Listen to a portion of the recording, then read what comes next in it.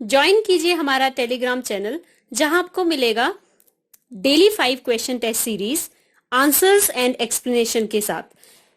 Telegram channel का link आपको मिलेगा डिस्क्रिप्शन बॉक्स में, तो जल्दी से ज्वाइन कीजिए and keep learning. Hello friends, स्वागत है आपका जीनियस एकेडमी पीजीटी कोर्स में। आज हम करेंगे डिटर्मिनेंट्स। इससे पहले हमने मैट्रिसेस किया था। आई होप आपको क्लियर हो गया होगा। वीडियो स्टार्ट करने से पहले बता दो, जिसने मेरा चैनल सब्सक्राइब नहीं किया सब्सक्राइब कर ले और बेल आइकन को भी दबा दे, ताकि आपको डेली जो भी मैं वीडियो अपलोड करूं उसकी नोटिफिकेशन मिल जाए। और जो डेली देखते हैं प्लीज वो लाइक कर दे। चलिए स्टार्ट करते हैं determinants.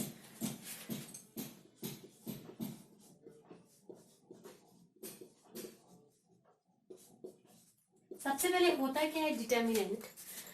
We associate a number कैसे भी हो सकता है, रियल या complex number, to each square matrix.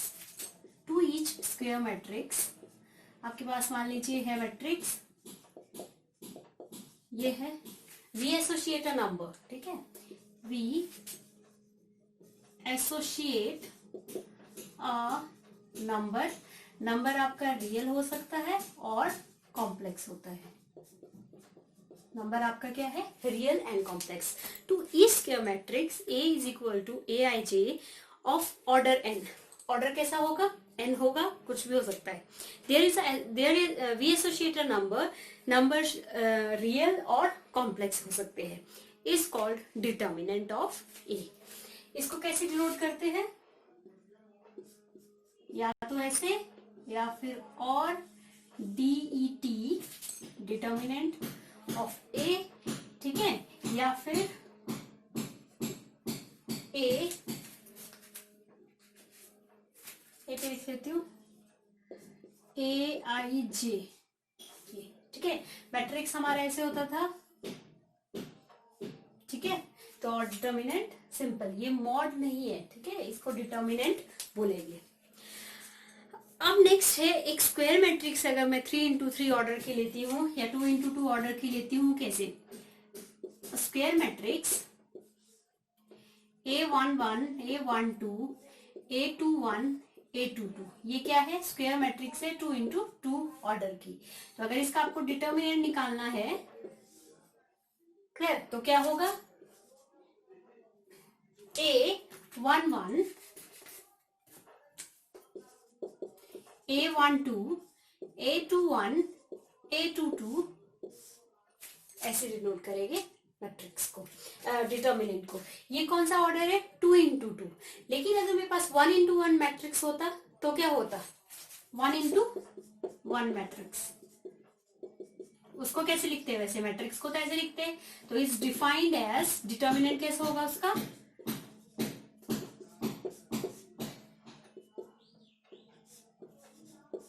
Clear. और फिर वापस कितना जाएगा, ए। फॉर एग्जाम्पल मैं इसका एग्जाम्पल दे दूं 1x1 ऑर्डर मैट्रिक्स का, 1x1 का, तो क्या होगा, मान लीजिए मैं कहती हूँ डिटर्मिनेंट निकालिए, ये आपके पास -2 है, ठीक है, मैट्रिक्स -2। तो क्या होगा इसका डिटर्मिनेंट, -2, आंसर कितना आएगा, -2, क्लियर। अब ये मॉड नहीं है, ध्यान रखिए। मॉड में क्या होता है कि नेगेटिव होगा अंदर तो पॉजिटिव हो जाएगा, वो सब नहीं है। ये सिंबल है डिटर्मिनेंट का, जो भी अंदर वैल्यू है वही आपका आंसर आएगा, क्लियर। ये था 2x2 ऑर्डर मैट्रिक्स, ये था 1x1, और 3x3 कैसे होगा फिर, determinant of A11 A12 A13 A31 21 22 23 31 32 33, 3x3 order है ये, क्लियर। सबसे पहले इसका बता देती हूँ, क्या करेंगे आप, ये मल्टीप्लाई करेंगे determinant of 2x2 order, A11 A22 multiply किया, देन इसको मल्टीप्लाई करेंगे, लेकिन पहले क्या लगेगा, माइनस लगेगा, ठीक है, माइनस A21 A12, ये है determinant of order 2x2 matrix. आप 1 into 1 मैट्रिक्स डायरेक्ट है, अब कौन सा बचा 3 into 3 मैट्रिक्स। इसमें क्या करना है आपको, स्टार्टिंग में प्लस माइनस प्लस। अब देखिए जो डिटर्मिनेंट है वो आपका किसी भी रो या किसी भी कॉलम के अलोंग हो सकता है। क्या कहा, किसी भी रो। इसमें इस डिटर्मिनेंट में कितनी रो है, कितनी रोज है, 3 रोज है, ठीक है। यहाँ कितने कॉलम्स है, 3 कॉलम्स है, तो 3 रो 3 कॉलम्स। तो कोई भी आप रो उठाएंगे या कोई भी आप कॉलम उठाएंगे तो डिटर्मिनेंट आपका हो जाएगा। क्लियर, वो मैं बताती हूँ बाद में कि किसके अलोंग करेंगे आप ज्यादातर। क्लियर, तो सबसे पहले स्टार्टिंग फर्स्ट रो के अलोंग देखते हैं। एक्सपेंडिंग अलोंग रो 1, यहाँ प्लस, ये माइनस और ये क्या होता है, प्लस होता है। तो आपको क्या करना है, डिटर्मिनेंट निकालना है A11। A11 मतलब क्या है, फर्स्ट रो फर्स्ट कॉलम। तो फर्स्ट रो फर्स्ट कॉलम क्या हो जाएगा, एलिमिनेट हो जाएगा। जो बाकी बचा उसका क्या करना है, डिटर्मिनेंट करना है इस मेथड से जो मैंने आपको बताया। क्या कहा, A11 first row first column. तो फर्स्ट रो फर्स्ट कॉलम को आप देखिए, करिए नेगलेक्ट, तो क्या बचेगा, A22 A23 A32 A33। Clear, minus A12, 1 मतलब फर्स्ट रो, 2 मतलब सेकंड कॉलम। तो 1 and 2, या फिर जहां भी है उसको ऐसे 1 2 काट दो, नेगलेक्ट कर दो उस चीज को, रो एंड कॉलम। बाकी क्या बचा है, देखिए ये बच रहा है आपका A, और साथ में यहाँ माइनस था, A12 बाहर आ जाएगा, ठीक है। और first row second column A21 A31 A22 23 A33 and last plus A13। वो A13 मतलब फर्स्ट रो थर्ड कॉलम। तो फर्स्ट रो और थर्ड कॉलम को नेगलेक्ट कीजिए, फर्स्ट रो थर्ड कॉलम, तो ये वाला पोर्शन बच गया आपका। क्लियर, तो क्या होगा, A21 A22 A31 A32। बस अब आपको जैसे 2 into 2 ऑर्डर मैट्रिक्स बताया वैसे ही आपको डिटर्मिनेंट करना है। A11 क्या होगा, इसको इससे मल्टीप्लाई कीजिए, A22 A33 माइनस माइनस लगेगा और बाकी मल्टीप्लाई, माइनस A12, ये पहले इसको मल्टीप्लाई कीजिए A21 A33 और ऊपर जाएंगे मल्टीप्लाई करेंगे minus A31 A23। Clear, and last plus A13, पहले इसको मल्टीप्लाई कीजिए A21 A32 minus A31 A22। Clear, तो ये है डिटर्मिनेंट जिसका ऑर्डर कितना है, 3 into 3 मैट्रिक्स। क्लियर, ये बहुत आसान है, आपको जिसके भी अलोंग करना है बस वहां आपको नेग्लेक्ट करना है, वो कॉलम और वो रो क्या करनी है, नेग्लेक्ट करनी है। जो बाकी एलिमेंट बचेंगे उनका क्या करना है, डिटर्मिनेंट करना है। क्लियर, अब जो 2-3 बातें इसमें याद रखने की है वो है कि जो आपको ये मैंने लिखा पहले भी बताया, डिटर्मिनेंट A ऑफ A पढ़ेगी इसको, ठीक है। तो डिटर्मिनेंट ये क्या है, this is not a modulus, it read as a determinant of A। Clear? Second, जो only square matrix have determinant। Determinant हमेशा आप स्क्वायर मैट्रिक्स का कर सकते हैं। स्क्वायर मैट्रिक्स क्या, number of rows is equal to number of columns. Clear, तो square matrix नहीं होगी तो आप उसका डिटर्मिनेंट नहीं कर सकते। Is that clear? कुछ क्वेश्चन लेते हैं और डिटर्मिनेंट का फिर आगे पढ़ते हैं। चलिए देखते हैं क्वेश्चन। देखिए, the value of, find the determinant a plus 1 a minus 2 a plus 2 a minus 1, सबको आता ही है, बहुत इजी है। तो क्या होगा इसका डिटर्मिनेंट, मान लीजिए ये a है, determinant of a, this into this a plus 1 a minus 1 minus a plus 2 a minus 2, फिर a plus B a minus B, A square minus B square, A square minus B square, A square minus 1 minus A square plus 4 cut हो गया। तो आपका determinant क्या हो गया इसका, sorry 3 minus 1 plus 4। Clear है? नेक्स्ट क्वेश्चन देखिए, a plus iota B C plus iota D minus C plus iota D और A माइनस आयोटा बी। अब देखिए क्या कहा मैंने आपको, डिटर्मिनेंट निकालने के लिए इसका मल्टीप्लाई कीजिए। माइनस लगता है जब ऊपर जाते हैं, तो यहाँ क्या है, ये multiply, then this into this.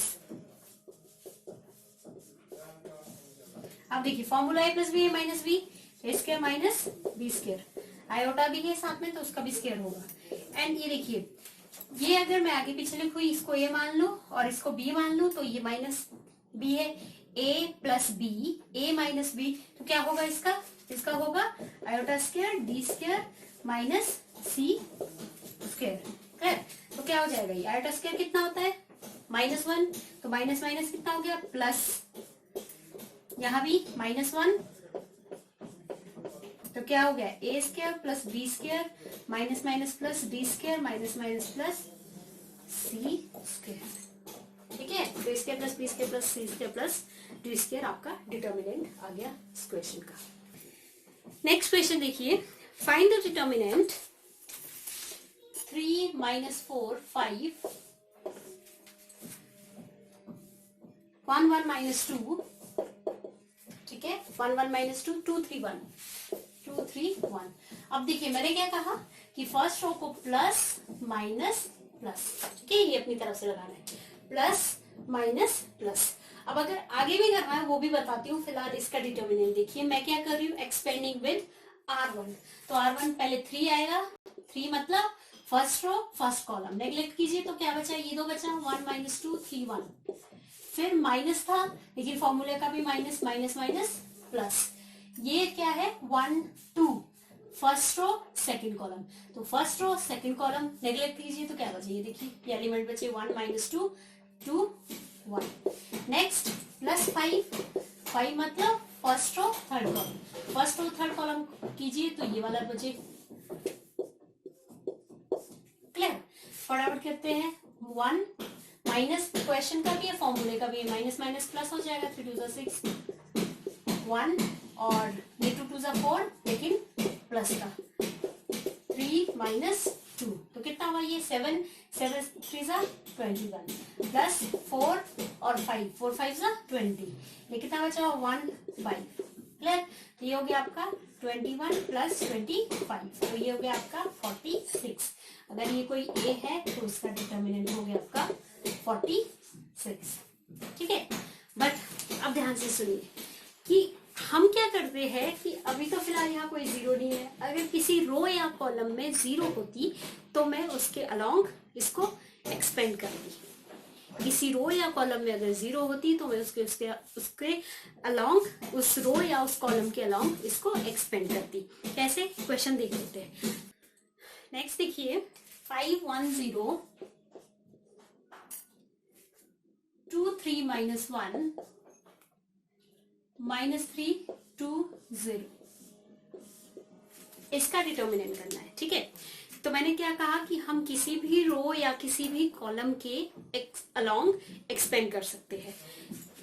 सबसे पहले, इससे पहले आप देखिए मैंने क्या कहा कि यहाँ प्लस आता है, देखिए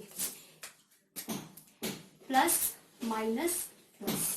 ठीक है, अगर सेकंड रो के अलोंग करेंगे आप तो साइन भी चेंज होगी, जैसे फर्स्ट रो के अलोंग किया, तो यहाँ देखिए इसका अपोजिट माइनस, ये माइनस का अपोजिट प्लस, ऐसे लिखना है, बस स्टार्टिंग वाली रो के साइन याद रखने हैं, माइनस प्लस, और इस वाली रो में आएगा तो माइनस प्लस, यहाँ पे माइनस और यहाँ पे क्या होगा आपका प्लस। क्लियर, अब मुझे किसके अलोंग करना है, मुझे करना है आपका C3 के अलोंग। क्यों करना है C3 के अलोंग, क्योंकि C3 में सबसे ज्यादा जीरोस है। अगर जीरो है तो बहुत आसानी से आपका डिटर्मिनेंट हो जाएगा। अगर मैं R1 के अलोंग भी करती हूँ, इसको देखिए एक बार, एक्सपेंडिंग अलोंग R1, ठीक है, तो क्या है पहला 5 + 5 मतलब फर्स्ट A1 1 होता है वहां पे, first row first column, first row first column neglect कीजिए, क्या बचा 3 - 1 2 0। अब क्या है -1 फर्स्ट रो, ये second column, first row second column neglect कीजिए, फर्स्ट रो और सेकंड रो नेग्लेक्ट करेंगे तो ये बचेगा ये वाला एलिमेंट, लास्ट प्लस 0। 0 से वैसे भी देखने की जरूरत नहीं है, लेकिन अगर देखना है तो first row third column, first row third column, ठीक है, जहां पे 0 है फर्स्ट रो थर्ड रो, क्यों? क्योंकि यहाँ पे A13 आता है, तो फर्स्ट रो थर्ड कॉलम लिखिए, बाकी नेग्लेक्ट कीजिए, बाकी लिखिए, ठीक है। वैसे अब देखिए 5, 0 into something 0, minus minus plus 2, -1, 0 into something 0, minus minus plus, और क्वेश्चन में क्या था? माइनस था फॉर्मूलाज में, ठीक है, तो ये ऑलरेडी कैंसल आउट हो गए, प्लस ये तो 0 ही हो जाएगा, क्योंकि 0 को किसी भी चीज से मल्टीप्लाई करोगे तो 0 देगा। 5 2 10, क्लियर, माइनस माइनस प्लस 3, तो कितना है आपका आंसर? Determinant 13, clear. अब अगर मैं इसको C3 के अलोंग एक्सपेंड करूंगी, C3 मेरा कौन सा है? ये वाला, क्यों? क्योंकि इसमें 2 0 है, सिर्फ मुझे 1 से करना है, क्लियर। तो एक्सपेंडिंग अलोंग C3, तो अब देखिए C3 में क्या बोला मैंने? साइन लगाने हैं जिसके भी अलोंग कर रहे हैं, यहाँ प्लस है तो 0 देखने की जरूरत नहीं, क्योंकि 0 है, अगर 0 बाहर आएगा तो अंदर कुछ भी हो तो 0 रहेगा। क्या देखूंगी सिर्फ मैं? -1, लेकिन माइनस और इसका साइन, माइनस माइनस क्या हो गया? +1, मतलब क्या है? इस 1 को नेग्लेक्ट करो तो वो सेकंड रो में और थर्ड कॉलम में, ठीक है। या फिर अगर नहीं पता, A21, A22, A23, 2 3 मतलब सेकंड रो और थर्ड कॉलम नेग्लेक्ट करनी, ठीक है। अदरवाइज सिंपल है यार, कि यहाँ पे 1 है तो इसको नेग्लेक्ट करो, इसको नेग्लेक्ट करो, क्योंकि जहां पे ये -1 है तो नेग्लेक्ट किया, क्या एलिमेंट बचे? 5 1 5 1 2 3, -3 2, ठीक है। ये जो मैंने ब्लू में साइन लिखे ये तभी आएंगे जब आप इसके किसी भी रो या कॉलम के अलोंग एक्सपेंड करेंगे, क्लियर। तो हो गया, ये कितना हुआ? 5 2 10, माइनस माइनस प्लस 13। अब देखिए ये आंसर और ये आंसर क्या है? सेम ही, क्लियर है। तो आप किसी भी रो या किसी भी कॉलम के एक्सपेंड अलोंग एक्सपेंड करेंगे तो आपका डिटर्मिनेंट क्या होगा? सेम ही होगा। बट आपको तभी हम लोग आगे क्या प्रॉपर्टीज पढ़ेंगे, तो प्रॉपर्टीज में हम क्या करते हैं कि एक रो या एक कॉलम को रिड्यूस करते हैं, 0 बनाने की कोशिश करते हैं, ताकि हमारा डिटर्मिनेंट क्या हो जाए? इजी हो जाए, क्लियर। नेक्स्ट है हमारा सारस रूल।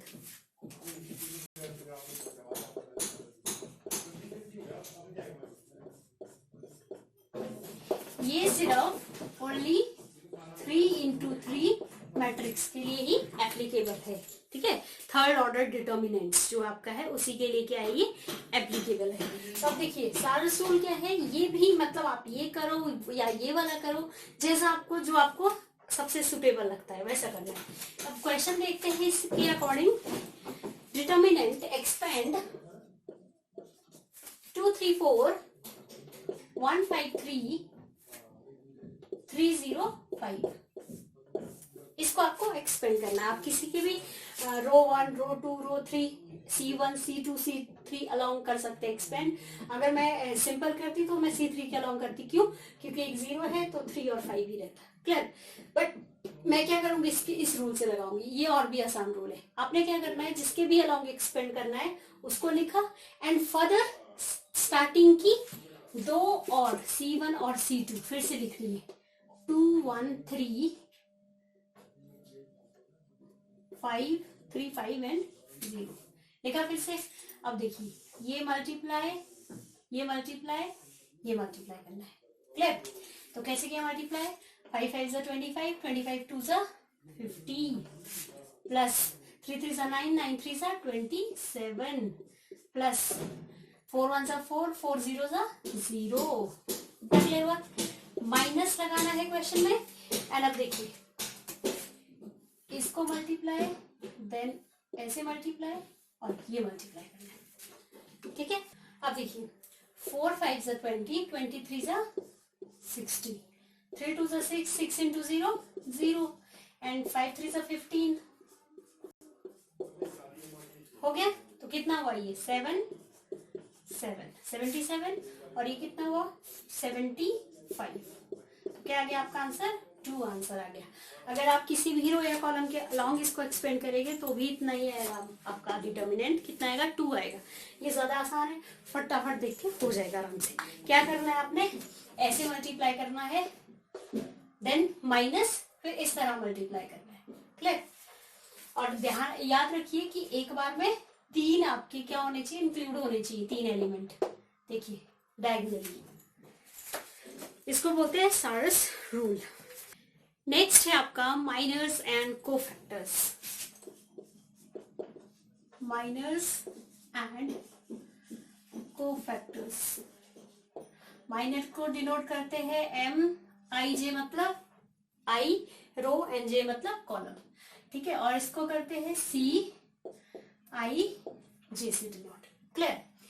तो माइनर्स कैसा होता है, माइनर्स को डेफिनेशन जो है, the minor of element in determinant A is defined as determinant obtaining by eliminating the या deleting the ith and jth column, ith row and jth column containing the element।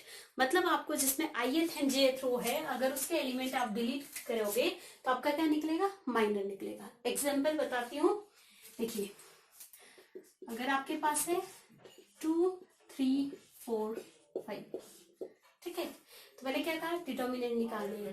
तो ये जैसे A11 होता है element का, element इसको क्या बोलते हैं, A12, A21, A22। तो वैसे ही M11, M12, M21, M22, ठीक है, होगा। तो अगर मुझे M11 निकालना है, मतलब 1 1 यहाँ है, फर्स्ट रो फर्स्ट कॉलम, तो फर्स्ट रो फर्स्ट कॉलम क्या बचा, 5। M12 निकालना है तो 1 first row second column, first row second column, neglect कीजिए, नेग्लेक्ट कर रहे हैं ना हम कॉलम और रोज को, ठीक है, कॉलम और रो को। अब देखिए next M21 second row first column, पहले रो है, सेकंड रो फर्स्ट कॉलम, तो 3 बचा। M22 second row second column, तो क्या बचेगा, 2 बचेगा। क्लियर? इसी तरह आपने 3 into 3 मैट्रिक्स में करना है। अब अगर मुझे इसका कोफैक्टर निकालना है, तो कोफैक्टर कैसे निकालेंगे, फॉर्मूला क्या है, Cij -1 I plus J multiply MIJ। बहुत आसान है, कुछ भी नहीं है, क्या करना है आपने, MIJ ही होगा, बस ये देखना है आपका ऑड आ रहा है पावर इवन आ रहा है। देखिए I मतलब रो, J मतलब कॉलम। अगर मैं कहूं कि मुझे C11 निकालना है, तो 1 रो 1 कॉलम यहाँ डाल दीजिए, 1 + 1 M11, ठीक है। देखिए ये कितना हुआ, -1 2 M11 तो मैं निकाल चुकी हूँ, कितना है मेरा 5। अब देखिए नेगेटिव बेस में है, लेकिन पावर क्या है, इवन है, इवन है पावर, तो पता है आपको पॉजिटिव ही रहता है, तो बस कितना आ जाएगा इसका आंसर, 5। अगर ऑड होता तो कितना आ जाता, -5। अगर C12 निकालना है तो -1 1 + 2 M12, तो कितना हो जाएगा, -1 3 M12 मेरा निकला है 4। तो देखिए अब पावर कितनी है, ऑड, तो नेगेटिव -4। इसलिए मैं इतना सारा नहीं लिखूंगी, डायरेक्ट करूंगी, तो आप समझ रहे हो कि अगर पावर ऑड है तो नेगेटिव ही आएगा, बट अगर ऑलरेडी उसमें माइनर में नेगेटिव है तो नेगेटिव नेगेटिव क्या हो जाएगा, पॉजिटिव हो जाएगा, ठीक है, वो तो ऑब्वियस सी बात है। सेम C21 -1 2 + 1 M21, तो -1 3 M21 3, तो नेगेटिव। क्लियर? अगर ये ऑलरेडी -3 होता तो माइनस माइनस प्लस हो जाता। C22 -1 2 + 2 M22, तो -1 4 multiply M22 2, positive power even है, तो आंसर आपका 2 ही आएगा। तो मैं इतना नहीं करूंगी, अगर मुझे माइनर भी चाहिए तो मैं डायरेक्ट को फैक्टर निकाल दूंगी, ठीक है। तो क्यों को फैक्टर निकाल दूंगी, बस साइन नेग्लेक्ट कर दूंगी अगर माइनर चाहिए। आपका डिफरेंस इतना ही है, माइनर एंड को फैक्टर में साइन का डिफरेंस है। जहां पे आपके और पावर्स होगी वहां पे नेगेटिव साइन आ जाएगा साथ में। क्लियर है? क्वेश्चन करते हैं 3 into 3 मैट्रिक्स में, आपको समझ आ जाएगा आराम से। क्वेश्चन देखिए, write down the minors and cofactor of each of the element of the determinant. 1 3 -2 4 -5 6 3 5 2। अब को फैक्टर भी निकाल दूंगी और माइनर निकालूंगी, को फैक्टर भी साथ साथ में। सबसे पहले होता है M11, मतलब first row first column, first row first column. मैं तो डायरेक्ट करूंगी, लेकिन एक बार कर बता देती हूँ। ये फर्स्ट रो फर्स्ट कॉलम, तो क्या एलिमेंट बचे, ये 4 एलिमेंट बचे, -5 6 5 2, बट आपको डायरेक्ट करना है। 5 2 10, 5 2 10, माइनस आता है फॉर्मूले में 5 6 5 30, तो कितना हुआ -40। अब देखिए मैंने क्या कहा, C11 भी मैं साथ में निकालूंगी। क्यों, कितना हो गया 1 और 1 2 हो गया, तो पावर कितनी है इवन, तो इवन का जो भी है आपका वही रहेगा। ठीक है, ऐसे -1 की पावर 2 मल्टीप्लाई -40, M11 -40 है, ये पॉजिटिव है तो ये कितना आ जाएगा -40, क्योंकि इसका पॉजिटिव ही रहेगा। क्लियर, तो C11 आपका ये आया। तो मैं डायरेक्ट करने की कोशिश करूंगी, आप लोग भी कीजिए। M12 first row second column, first row second column neglect कीजिए। 4 6 3 2 रह गया, 4 2 8 6 3 18, तो -18। तो C12 कितना हो गया, अब देखिए ऑड है, ऑड में नेगेटिव आएगा, तो ये ऑलरेडी नेगेटिव है, तो नेगेटिव नेगेटिव क्या हो जाएगा positive. M13 first row third column, first row third column, ये वाले बच्चे फैक्टर, ये 4 5 4 5 20, माइनस माइनस प्लस 5 3 15, तो कितना हो गया 35। अब मैंने क्या कहा, C13 ऑड है इवन है पावर, तो 35 ही रहेगा, पॉजिटिव का पॉजिटिव ही रहेगा। नेक्स्ट M21 सेकेंड रो, अब सेकेंड रो नेग्लेक्ट करनी हर बार। ठीक है, सेकेंड रो फर्स्ट कॉलम, देखिए सेकेंड रो फर्स्ट कॉलम, तो 3 -2 5 2, 3 -2 5 2, 3 2 6 माइनस माइनस प्लस 5 2 10 16। तो C21 क्या आएगा, को फैक्टर भी साथ में निकाल रही हूँ, तो C2 क्या हो गया, ऑड है पावर, 1 2 + 1 ऑड आ जाएगी पावर, तो क्या होगा पॉजिटिव का क्या हो जाएगा नेगेटिव। ठीक है, M22 सेकेंड रो के साथ सेकेंड कॉलम नेग्लेक्ट कर दो, कितना 1 2 3 2 1। ठीक है, second row second column 1 - 2 3 2 2 + 6 8, even है तो C22 भी 80 आएगा। Next M23 second row third column, तो थर्ड कॉलम के साथ सेकेंड रो 1 3 3 5 1 3 3 5, तो कितना हुआ 5 3 3 9 -4। लेकिन C23 कितना हो जाएगा +4, क्योंकि पावर कितनी आ जाएगी ऑड, तो नेगेटिव और नेगेटिव क्या हो जाएगी कट हो जाएगी। नेक्स्ट है M31, अब थर्ड रो, अब थर्ड रो को नेग्लेक्ट करना है। ठीक है, अब थर्ड रो को नेग्लेक्ट करना है, इसको हटा दीजिए। 4 - 5 6 ऐसे था। थर्ड रो को नेग्लेक्ट करना है, column first second and third. तो पहले फर्स्ट कॉलम कीजिए, तो ये हुआ 6 3 18। ठीक है, अब मैं डायरेक्ट करके दिखाती हूँ। 6 3 18 और माइनस माइनस कट हो गए, तो 5 2 10, तो कितना हुआ 6 3 18, माइनस माइनस कट हो गए, फॉर्मूले का माइनस, 5 2 10, तो कितना हुआ ये 8 आया। तो क्या हुआ आपका C31 power positive, odd even number है, तो 80 रहेगा। ठीक है, M32 third row second column, तो थर्ड रो सेकेंड कॉलम देखिए क्या बचा 1 2 4 6 6 1 6 4 2 8 6 - 8, तो कितना -2। लेकिन आपका पता है C32 3 और 2 5 होते हैं, तो ऑड आ गया पावर, तो माइनस आया उसका, माइनस माइनस क्या हो गया फिर प्लस हो गया। And last M33 third row third column, third row third column, ये हुआ, तो ये बचा -5 और माइनस माइनस -12, सॉरी -5 4 3 12, फॉर्मूले का माइनस, तो कितना हुआ -17। तो आपका C33 3 कितना हुआ ये ऐड करके 6, इवन नंबर है तो इवन फर्क नहीं पड़ेगा, पॉजिटिव है तो पॉजिटिव, नेगेटिव है तो नेगेटिव ही आएगा। ये जो है सॉरी ये -2 था यहाँ पे, ये जो आपने किया 3 2 third row second column 3 2 6 1 6, already minus था, तो माइनस माइनस क्या हो गया प्लस, तो 14 आएगा ये। ठीक है, तो ये आपका 14 आ गया, 14 क्लियर है। और जब आपको फैक्टर निकाल रहे हैं तो आपका कितना हो जाएगा -14 हो जाएगा। ये पता ही है 2 और 3 कितना हो गया 5 हो गया, क्लियर। जब आपने 3 2 किया थर्ड रो सेकंड कॉलम, तो 6 1 सा 6 माइनस माइनस प्लस, एक फॉर्मूले का माइनस एक ही माइनस, तो प्लस हो गया वो, माइनस माइनस प्लस, तो कितना हो गया 14। लेकिन को फैक्टर मैंने क्या कहा था, साइन का डिफरेंस होता है, पावर अगर 5 है तो नेगेटिव आएगा, -14। एक और क्वेश्चन करते हैं, find the cofactor of the following a h g h b F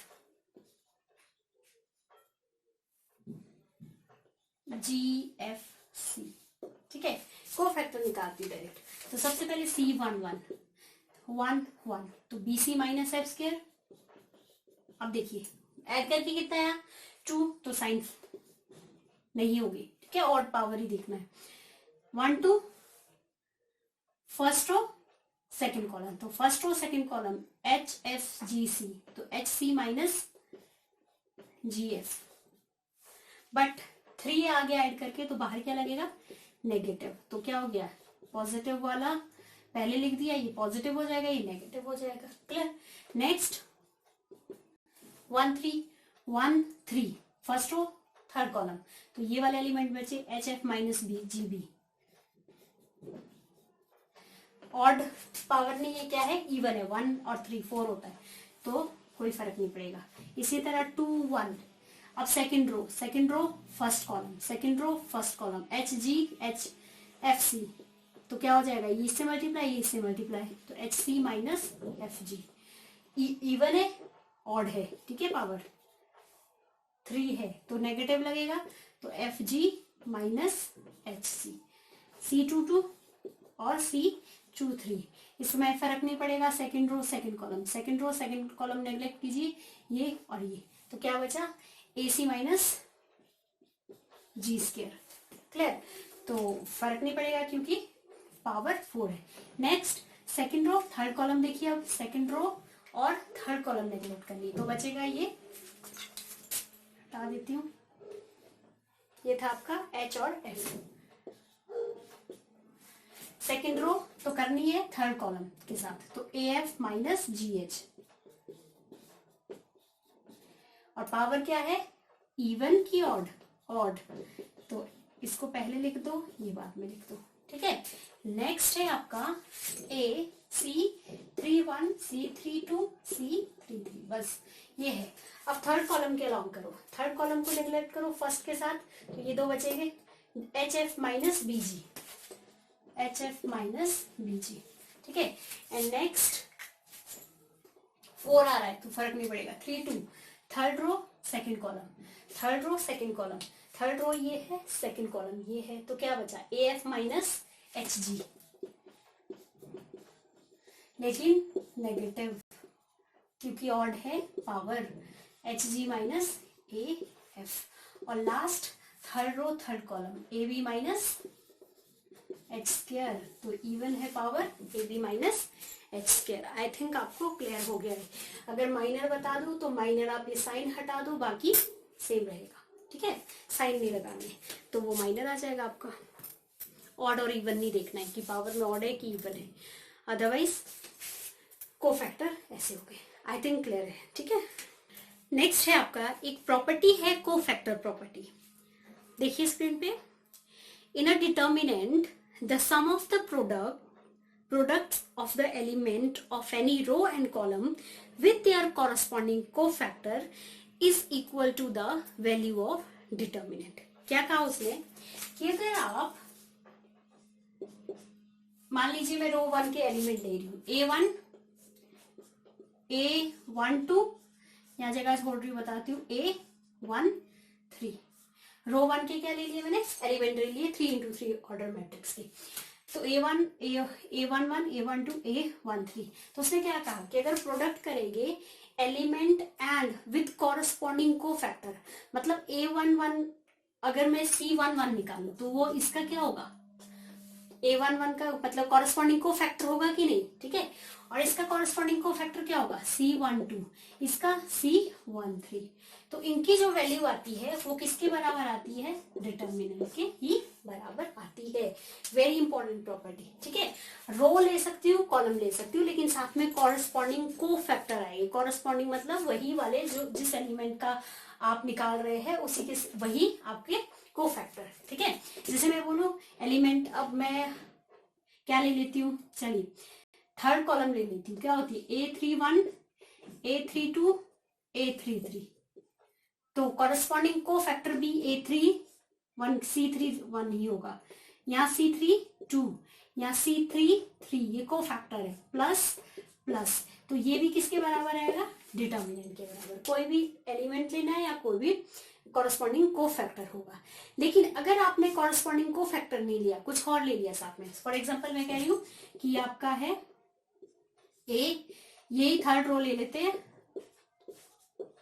साथ में आपने फर्स्ट रो के 1 2 C13, तो C11, C12, C13, ये तो ये आगे फर्स्ट रो के को फैक्टर आगे कि नहीं। तो आपने फर्स्ट रो के को फैक्टर मल्टीप्लाई किए एंड थर्ड रो के एलिमेंट मल्टीप्लाई किए, तो ये कभी भी डिटर्मिनेंट के बराबर नहीं आएगा। इसकी वैल्यू हमेशा क्या होगी, 0 होगी, ठीक है। बट अगर आप कॉरेस्पॉन्डिंग एलिमेंट एंड अगर आप एलिमेंट और उसके कॉरेस्पॉन्डिंग को फैक्टर को मल्टीप्लाई करेंगे तो वो हमेशा डिटर्मिनेंट के बराबर ही आएगा। आई थिंक क्लियर है, इजी है। अगर कभी डायरेक्ट दिया होता है कि को फैक्टर ये है और एलिमेंट दिया है डायरेक्ट, तो आप डिटर्मिनेंट उसका एक बार में ही निकाल सकते हैं।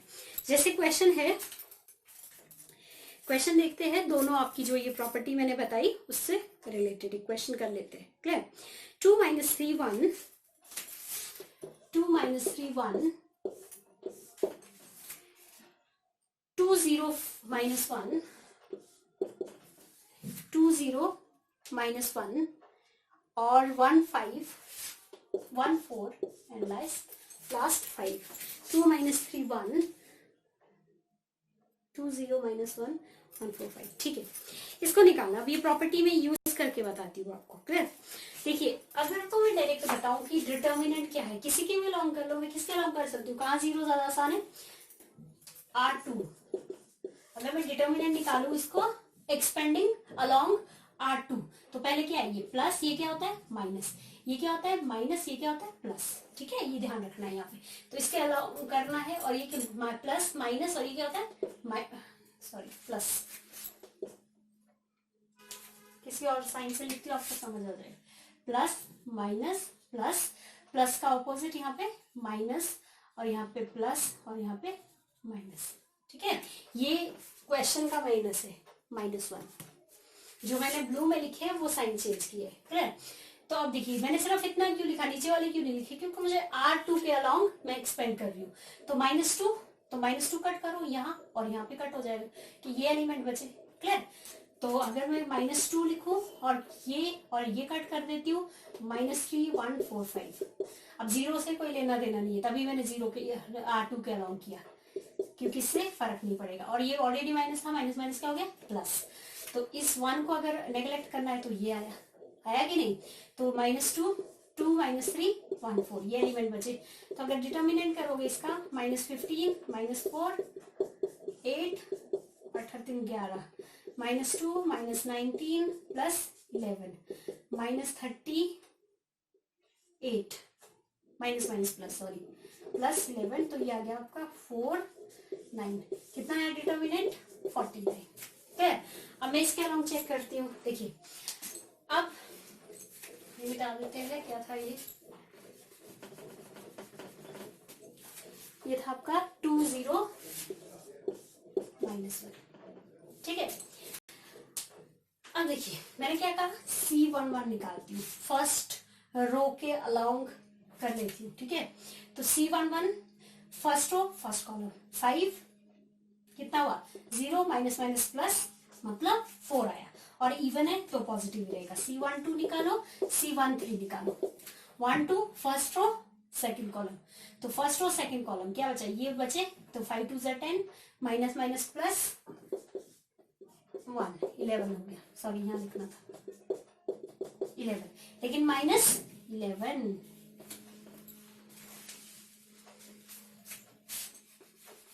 क्लियर है। एंड लास्ट जो आपका है C13, 13, 4 2 8 और 0, तो 8, लेकिन पॉजिटिव आएगा क्योंकि ऐड करके कितना हो रहा है, 4 हो रहा है। निकाल लेंगे रो 1 की, तो इसके कॉरस्पॉन्डिंग एलिमेंट क्या है, ऐसा का फॉर्मूला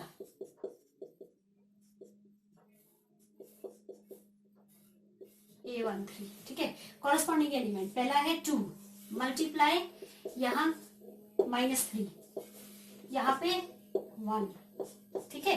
साथ साथ में क्या है आपके C11 4, C12 डाल दो, कितना था -11, और लास्ट C13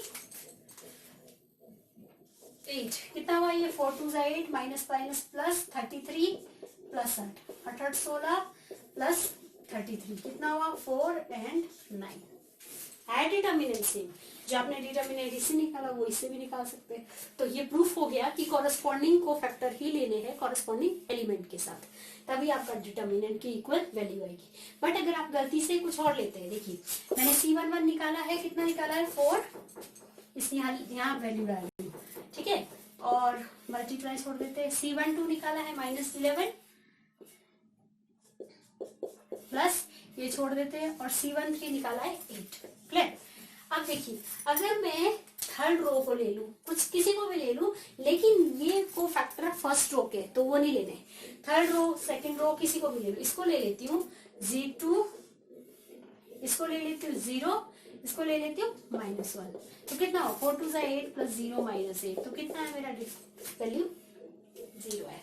तो ये जो सेकंड वाली जो आपको मैंने बताई प्रॉपर्टी, वो भी प्रूफ होगी कि अगर कॉरस्पॉन्डिंग को फैक्टर ही लोगे तब आपका वैल्यू डिटर्मिनेंट के इक्वल आएगा, अदरवाइज 0 आएगा। आई थिंक क्लियर है, ठीक है। तो ये प्रॉपर्टी है काफी इंपॉर्टेंट, इसको याद रखिए, प्रॉपर्टीज ऑफ डिटर्मिनेंट। क्लियर। तो इसमें पहली प्रॉपर्टी है आपकी, इफ टू रोज और कॉलम, या तो रोज लेनी है 2 या 2 कॉलम लेने हैं। ऐसे नहीं कि एक रो ले रहे हो एक कॉलम ले रहे हो, तो गलत होगा, ठीक है। If 2 rows or 2 columns of a determinants are interchanged, then the determinant retain its absolute value but sign is changed।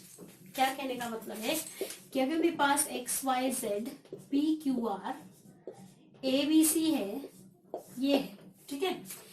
तो अगर मैं कोई 2 रोज या 2 कॉलम चेंज करूं, ठीक है, 2 रोज या 2 कॉलम्स चेंज करूं, तभी आपका ऐसे नहीं करना है आपने कि एक रो को एक कॉलम के साथ चेंज कर दिया, वो क्या हो जाएगा, गलत हो जाएगा। कि अगर आप इंटरचेंज करते हैं तो आपकी वैल्यू तो सेम रहेगी जो भी है। अगर z मतलब अगर आपने ये C1 और C3 चेंज किया तो C3 इधर आ गया, C1 इधर आ गया, तो C3 के जितने भी एलिमेंट है ZRC ही रहेंगे, वैल्यू तो सेम रहेगी, बट साइन क्या होगा, चेंज हो जाएगा। क्लियर। तो अगर मैं मान लीजिए R1 और R3 को चेंज करती हूँ तो क्या हो जाएगा मेरा, ये है R1, ये है R3, तो R3 जो है R1 की जगह जाएगा और R1 R3 की जगह आ जाएगा। इसको चेंज किया नहीं, ये तो R2 है, PQR R2 है, ये एज इट इज रह गया। क्लियर। बट साइन क्या हो जाएगा, चेंज। अगर ये डेल्टा है, ठीक है, तो ये क्या हो जाएगा, माइनस डेल्टा। क्लियर। बट अगर मैं फिर से चेंज करती हूँ, मान लीजिए मैं कर रही हूँ C1 और C2 इंटरचेंज कर रही हूँ फिर से, ये माइनस था बाहर, यहाँ पे C1 ये है और C2 ये है, तो PQR PQY और C2 APX CRZ। क्या किया मैंने, C1 और C2 को चेंज किया, तो अगर C1 C2 को चेंज किया फिर से एक साइन आ जाएगा, और साइन से माइनस माइनस क्या हो जाएगा, पॉजिटिव। इसी तरह अगर एक बार इंटरचेंज करते हो तो नेगेटिव, फिर से और इंटरचेंज करते हो फिर पॉजिटिव, फिर से और इंटरचेंज करते हो तो नेगेटिव, वही चीज ऐसा ही होता रहेगा आगे आगे। क्लियर है। तो सिंपल है कि अगर आप इंटरचेंज 2 रोज या 2 कॉलम्स, ठीक है, ये बहुत इंपॉर्टेंट है। ऐसा नहीं करना है कि ABC को आपने कॉलम बना दिया, APX को आपने रो बना दिया, ठीक, वो गलत होगा। या तो 2 रोज लेनी है या 2 कॉलम्स लेने हैं। क्लियर। तुमको इंटरचेंज करेंगे तो साइन क्या हो जाएगा, नेगेटिव। ये थी फर्स्ट प्रॉपर्टी। नेक्स्ट है, if any of two columns और rows of a determinant are identical then its value is 0। Second property है कि अगर कोई भी, जैसे A B C P Q R और नीचे ए बी सी क्या है आइडेंटिकल, R1 और R3 आइडेंटिकल मतलब सेम है, तो इनको करने की जरूरत नहीं है, इनका डिटर्मिनेंट क्या हो जाएगा 0। या फिर ऐसे होता 1 2 3 0 5 4 1 2 3, तो यहाँ आइडेंटिकल क्या है C1 और C2 C3, तो C1 C3 आइडेंटिकल है, तो अगर इनका डिटर्मिनेंट करेंगे आप तो क्या आ जाएगा आपका 0 आ जाएगा। करने की जरूरत नहीं है। तभी हम अगर प्रॉपर्टी करेंगे तो ज्यादातर या तो हम रोज या कॉलम को 0 बनाने की कोशिश करेंगे या फिर आइडेंटिकल भी बना सकते हैं। अगर होगा तो डायरेक्ट डिटर्मिनेंट होगा, अगर बना सकते हैं तो उसका डिटर्मिनेंट क्या हो जाएगा 0 हो जाएगा। ये थी प्रॉपर्टी सेकेंड। क्लियर है? नेक्स्ट है scalar multiplication. Scalar multiplication will be multiply by any row और column. Scalar multiplication will be multiplied by any row and column. For example, A है आपके पास A B C D, अगर मैं K A करूं तो अब देखिए, अब ये बहुत इंपॉर्टेंट है। मैट्रिक्स में हमारा क्या होता था, अगर मैं किसी भी मैट्रिक्स में किसी भी कांस्टेंट टर्म से मल्टीप्लाई करती थी तो सारी जगह मल्टीप्लाई, सारे एलिमेंट क्या हो जाते थे मल्टीप्लाई हो जाते थे। लेकिन डिटर्मिनेंट में ऐसा नहीं होगा। डिटर्मिनेंट में या तो एक रो मल्टीप्लाई हो जाएगी या तो एक कॉलम मल्टीप्लाई हो जाएगी। अगर K को मल्टीप्लाई करना है या तो एक क्या कर दी मैंने column row first R1 multiply करती, बाकी ऐसे थे। और कर सकते इसको, अगर मैं बोलूं ए बी ऐसे ही रख दो, R2 को कर दो, तो क्या कहा, या तो एक रो या तो एक कॉलम, तो यहाँ तो R1 होगी या फिर R2 होगी, या फिर कॉलम भी हो सकती है KA KC और इसको ऐसे ही रख दो BD, या फिर नेक्स्ट कॉलम हो सकती है AC KB DK। क्लियर है? इसी तरह अगर मैं कॉमन लेना चाहूं तो कॉमन भी, जैसे यहाँ पे R1 से कॉमन आएगा, ठीक है। यहाँ अगर है मान लीजिए यहाँ पे फिर से K होता तो ये अलग से इंडिविजुअली R1 से भी K कॉमन आता, R2 से भी कॉमन आता।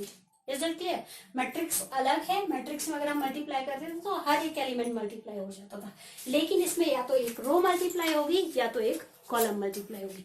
सिमिलरली इसका ऑपोजिट, अगर ये ऐसे होता, सपोज K स्क्वायर होता, सपोज, तो मैं KA KB KC KD,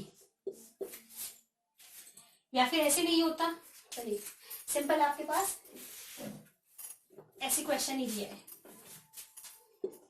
कोई मैट्रिक्स भी है, ठीक है, डिटर्मिनेंट भी है, तो क्या करूंगी मैं K कॉमन लाऊंगी फ्रॉम R1 से, तो आ गया कॉमन, क्या बचा A B, लेकिन फ्रॉम R2 से भी K कॉमन लाना पड़ेगा।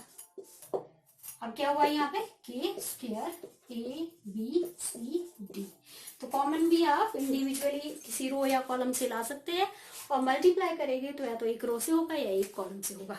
कॉमन भी इसका ऑपोजिट ऐसे ही करना है, या तो एक रो से या एक कॉलम से कॉमन लाना है, ठीक है। Next property fourth, Kn determinant of Ka is equal to Kn determinant of A, ठीक है, where n is a order of A। important है where n is order of A। अगर यहाँ 3 होता तो 3 into 3 ऑर्डर बनता, अगर 2 होता तो 2 into 2 बनता। क्लियर? अब ये क्या है, मान लीजिए मेरे पास एक मैट्रिक्स है, क्या है मैट्रिक्स, तो ABC XYZ PQR, clear, matrix है। अब मुझे क्या करना है, KA चाहिए, तो अब आपको पता है कि मैट्रिक्स में तो ईच एलिमेंट क्या हो जाता है मल्टीप्लाई बाहर वाले से, मैट्रिक्स है ये, ठीक है, डिटर्मिनेंट में। क्लियर? तो अगर मैं कॉमन लेना चाहूं, अगर इसका डिटर्मिनेंट करें तो कैसे बनेगा ये मैट्रिक्स का, तो ये ऐसे हो जाएगा। अब डिटर्मिनेंट बन गया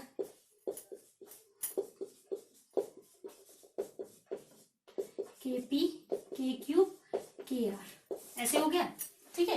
तो अब देखिए मैंने क्या कहा था कि डिटर्मिनेंट से हर एक रो से हर एक कॉलम से कॉमन ले सकते हैं, taking K1 K from R1 from R2 and from R3 common respectively common, या फिर C1 C2 या C3 इससे भी ले सकते हैं।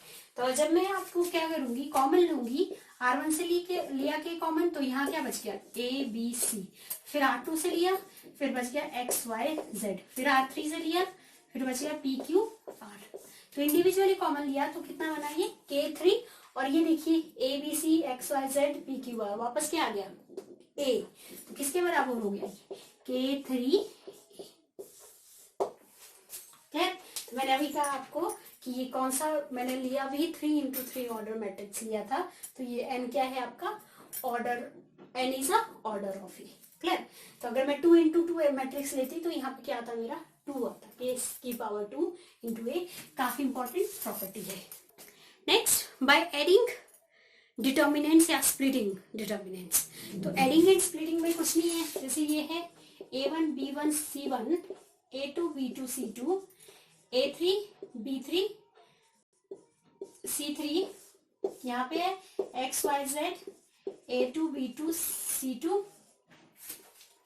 A3 B3 C3। अब देखिए ये जो आपकी रो 1 है यहाँ और इस एलिमेंट में, दोनों में क्या है सेम सेम है, बट आपका सेम नहीं है और बीच में क्या है प्लस है। तो आप क्या कर सकते हैं, इसको एडिंग डिटर्मिनेंट्स ऐड कर सकते हैं, बट कैसे A2 B2 और C2 A3 B3 और C3, क्योंकि ये इस यहाँ भी सेम है और ये इधर भी सेम है, दोनों में सेम है, तो इनको एक बार लिख दिया। इनको इससे प्लस करिए, A1 plus X B1 plus X और C1 प्लस Z। तो हम मैट्रिक्स में क्या करते थे, एडिंग कैसे करते थे, हर एक कॉरस्पॉन्डिंग एलिमेंट को ऐड करते थे। कॉरस्पॉन्डिंग एलिमेंट फर्स्ट मैट्रिक्स का, जो ए मैट्रिक्स के बी मैट्रिक्स के कॉरस्पॉन्डिंग जो एलिमेंट होते थे उनको क्या करते थे ऐड करते थे, पर यहाँ पे ऐसा नहीं होगा। ठीक है, जो कॉमन है वो एज इट इज रहेगा, बाकी आप A1 plus X B1 plus Y C1 plus Z। Clear है। और अगर इसका उल्टा करना है, स्प्लिटिंग मतलब तोड़ना है, तो कैसे, जैसे सपोज है आपका ऐसे ये A1 A2 A3 B1 B2 B3 C1 C2 C3, यहाँ पे है अल्फा 1, यहाँ पे है बीटा 1, यहाँ पे है गामा 1। ठीक है, ऐसे दिया है, तो इसको मैं तोड़ भी सकती हूँ। अभी कहा मैंने, ये नीचे वाले तो एज इट इज आएंगे A2 B2 C2 A3 B3 C3 plus यहाँ भी A2 B2 C2 A3 B3 C3, लेकिन R1 में क्या होगा A1 B1 C1 A1 B1 C1 alpha 1 beta 1 gamma 1 alpha 1 beta 1 gamma 1, ये है स्प्लिटिंग डिटर्मिनेंट। तो इसको ऐसे तोड़ भी सकते हैं। क्लियर है। And next, determinant of AB equal to determinant of A determinant of B। Next property काफी इंपॉर्टेंट प्रॉपर्टी है, ये भी क्या हो गए बराबर हो गए। Determinant of A B is equal to determinant of B. अगर कोई एग्जांपल लेना चाहे, ए है आपका 1 1 1 2, बी है आपका 1 0 0 1 1 0 1 4 1 0 1 4। अब देखिए, मुझे सबसे पहले ए बी चाहिए, तो ए बी तो आपको पता है डिटर्मिनेंट में वैसे ही मल्टीप्लाई करेंगे जैसे मैट्रिक्स में करते हैं। First row first column 1 into 1 plus 1 into 1 कितना हुआ 2। First row second column 1 into 0 0 1 into 4 4। Second row first column 1 into 1 1 2 into 1 2 1 plus 2 3। First row second column 1 into 0 4 into 2 8। ये निकला ए बी। तो अगर ए बी का डिटर्मिनेंट करो तो कितना हो जाएगा, करिए, 8 2 16 माइनस 12 कितना आया 4, है कि नहीं। अब इनका करिए अलग से, ए डिटर्मिनेंट कितना हो जाएगा 2 1 2 माइनस 1 1, और बी का डिटर्मिनेंट कितना हो जाएगा 4 माइनस 0 4। आ गया। तो मैंने क्या कहा आपको, A determinant B determinant A into, ये 1 है ये 4 है, तो कितना आ गया 4, और ए बी डिटर्मिनेंट भी कितना आ गया 4, दोनों क्या हो गए बराबर हो गए, प्रॉपर्टी सेटिस्फाई होगी। क्लियर है। तो determinant of A B is equal to determinant A determinant B. जब क्वेश्चन करेंगे तो आपको सारी प्रॉपर्टी ध्यान में रखनी है। नेक्स्ट प्रॉपर्टी देखिए, determinant of A transpose is equal to determinant of A.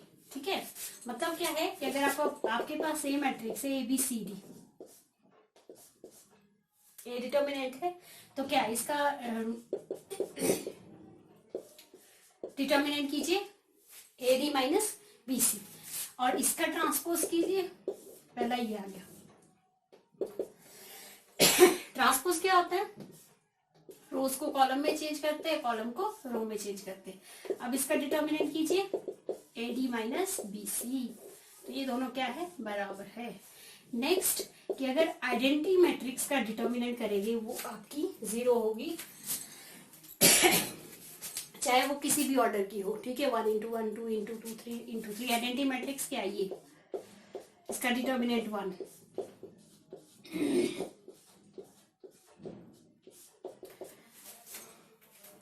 Clear है। नेक्स्ट है determinant of a skew symmetric matrix of odd 0 is 0। Skew symmetric है, ठीक है, उसका डिटर्मिनेंट क्या कितना होगा 0 होगा, लेकिन ऑड ऑर्डर होना चाहिए।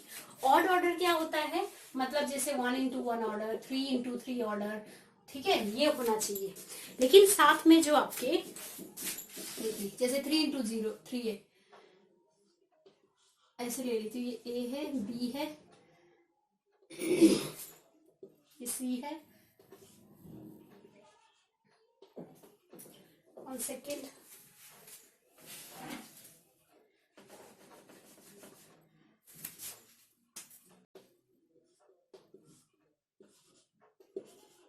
देखिए क्या है कि जो डायगोनल में है ये आपके अगर 0 है, और आपकी मिरर इमेज बननी चाहिए कि मैग्नीट्यूड सेम है, ये ए है तो ये माइनस ए है, ये सी है तो ये माइनस सी है, ये माइनस है या प्लस, एक प्लस या एक माइनस, ठीक है ऐसे। तो अगर आपकी मिरर इमेज बन रही है, magnitude same but sign different, clear. और आपकी जो डायगोनल मैट्रिक्स, ये जो डायगोनल में है ये क्या है 0 है, तो प्रॉपर्टी क्या होगी, ऑड इंटू ऑड मैट्रिक्स होना चाहिए, सॉरी ऑड ऑर्डर का होना चाहिए। तो उनका उसका डिटर्मिनेंट क्या होगा, आपका उसका डिटर्मिनेंट क्या होगा 0। उसको भी करने की जरूरत नहीं है, क्लियर। नेक्स्ट है आपका the determinant of diagonal matrix is equal to the product of its diagonal elements. Determinant of diagonal matrix, diagonal matrix क्या है, जिसमें आपकी डायगोनल में क्या होती है वैल्यू, बाकी इस जगह वैल्यूज क्या होती है, एक मिनट, डायगोनल मैट्रिक्स होता है जैसे ये, बाकी जो वैल्यूज होती है एलिमेंट होते हैं वो 0 होते हैं सिवाय डायगोनल को छोड़ के। तो अगर इसका डिटर्मिनेंट करना है तो डायरेक्ट 4 3 12 12 2 24, तो इसका डिटर्मिनेंट कितना आ जाएगा 24 आ जाएगा। तो यही प्रॉपर्टी बता रही है, ठीक है।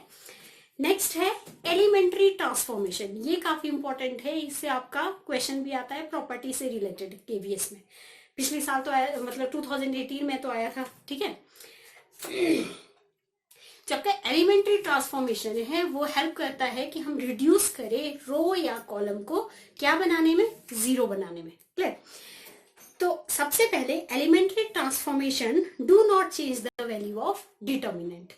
Elementary transformation do not change the value of determinant. इसका क्या मतलब है कि एलिमेंट्री ट्रांसफॉर्मेशन अगर करते हैं आप, तो जो डिटर्मिनेंट की वैल्यू है वही उसकी वैल्यू होती है। फॉर एग्जाम्पल 2 3 4 5, इसका डिटर्मिनेंट कीजिए, 5 2 10 -12 कितना है -2, -2 है, इसका डिटर्मिनेंट -2 है। अब देखिए अगर इसको ट्रांसफॉर्मेशन एलिमेंट्री ट्रांसफॉर्मेशन से करना है 2 into 2 मैट्रिक्स तो वैसे ऑर्डर वाला तो आसान है, 3 into 3 मैट्रिक्स वाला हम करते हैं कि उसमें रो या कॉलम को हम क्या करते हैं, जीरो करने की कोशिश करते हैं। अब अगर सपोज यहाँ पे आपको समझा दूं तो क्या करना है आपने, ये देखिए ये क्या है, 4 है, मतलब 4 और ये क्या था 2, 1 सेकेंड, 2 and 4। मुझे क्या करना है कि इसको 4 बनाना है और ये 4 - 4 क्या हो जाएगा, 0 होगा कि नहीं। तो अब मैं अगर R2 पे, ये R1 है ये R2 पे अगर ऑपरेशन लगाती हूँ, ठीक है, तो पहले लिखूंगी R2 4 माइनस क्या चाहिए यहाँ पे, 4 - 2 तो 2 ही हो जाएगा, तो अपनी तरफ से मैं 2 से मल्टीप्लाई करूंगी, साथ में R1 लिख लूंगी। अब देखिए यहाँ 4 लिखूंगी, 4 - 2 into 2 कितना हो जाएगा 4, और वो क्या हो जाएगा 0 हो जाएगा। Clear.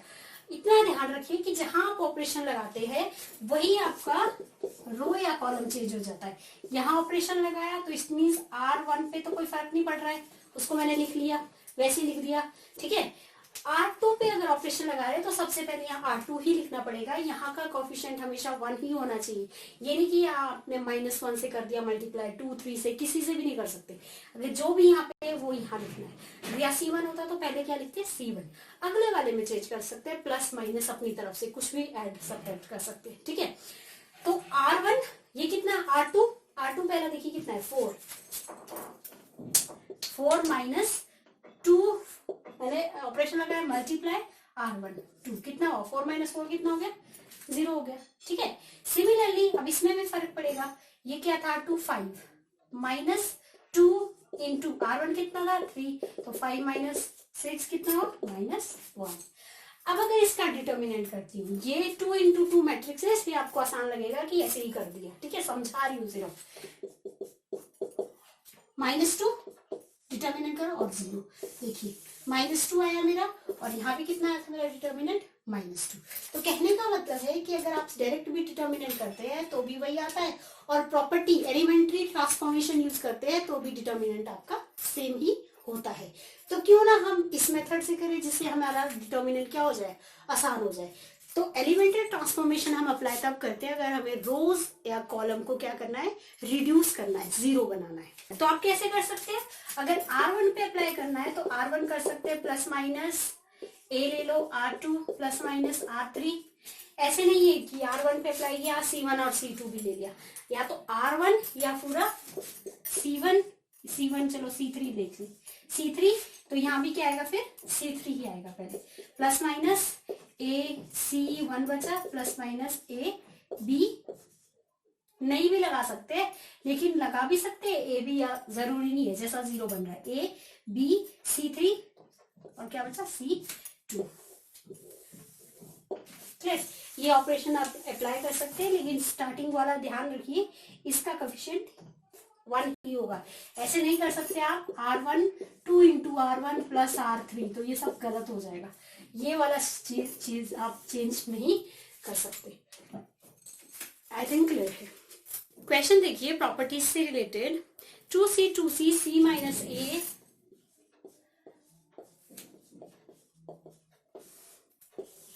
A minus B C minus B minus A C 2A 2B 2A 2A ही है, ठीक है,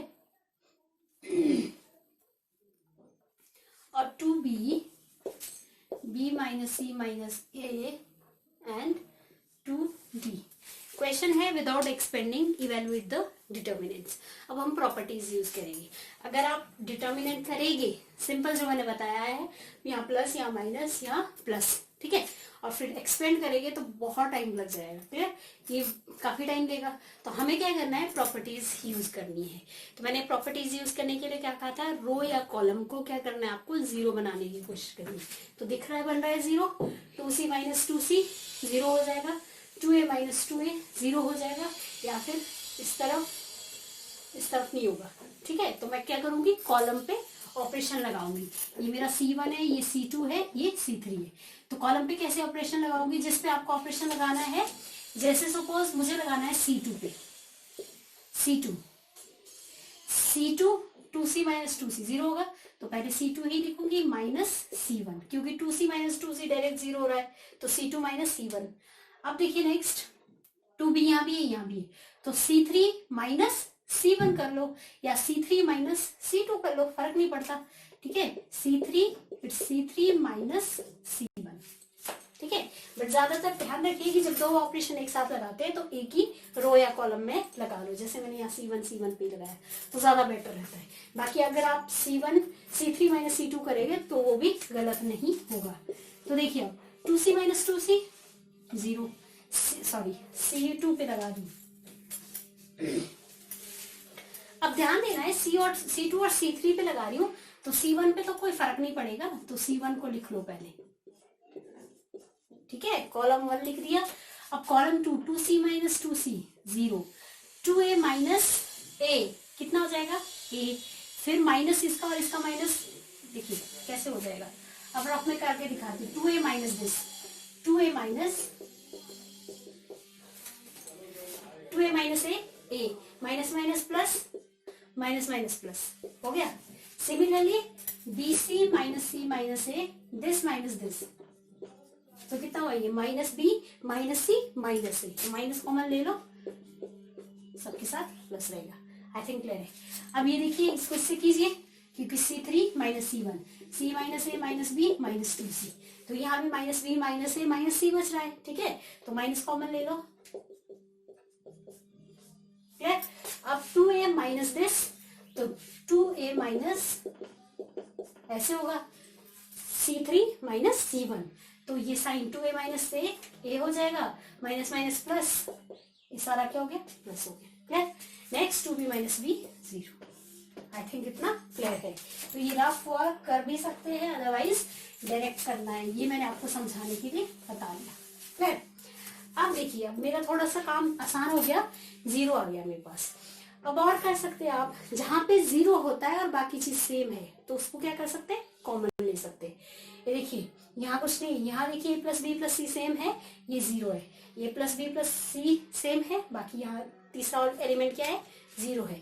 तो taking a plus b plus c from c1 and c2 and c3 common, तो अगर c1 से कॉमन लिया, c2 से a plus b plus c common लिया, इतना है। c3 से भी ले लो तो 2 बार आ जाएगा, क्लियर, इसलिए इसके लगा लिया।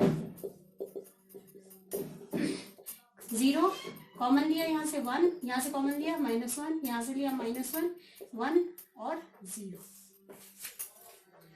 आई थिंक अब ज्यादातर काम इजी हो गया है, एक 0 बन गई है रो या कॉलम में।